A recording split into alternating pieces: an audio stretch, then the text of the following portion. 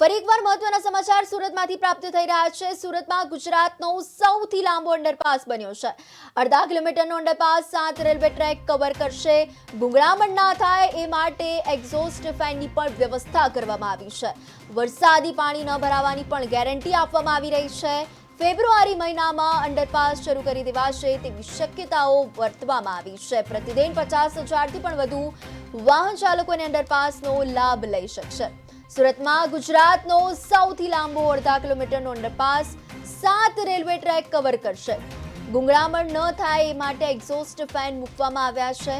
વરસાદી પાણી પણ ન ભરાય તે માટે આ વ્યવસ્થા કરવામાં આવી છે।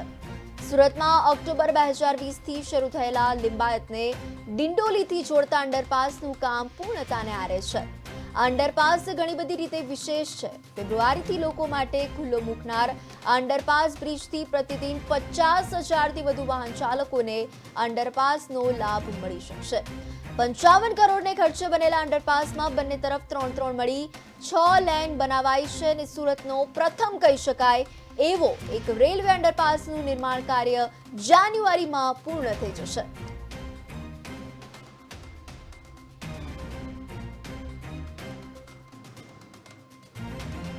ખૂબ સરસ અને લોકોના ઉત્સાહપૂર્વક બ્રિજ છે। લોકો માટે ખૂબ સરળતા જે નવાગામના જનતાને, નીલગિરીના જનતાને, લિંબાયતની પ્રજાને લિંબાયતથી ડિંડોલી નવાગામ જવા માટે ખૂબ લાંબુ અંતરથી કાપવા પડતું, ત્યારે અમારા નવસારીના લોકપ્રિય સાંસદ આદરણીય સી આર પાટીલ સાહેબ અને લિંબાયતના લોકપ્રિય ધારાસભ્ય સંગીતા પાટીલજી એમના દીર્ઘદૃષ્ટિના કારણે ઘણા વર્ષોથી આ બ્રિજની ડિઝાઇન બનાવવામાં આવતી હતી અને આજે આપણી સામે આપ બધું જોઈ રહ્યા ખૂબ સુંદર।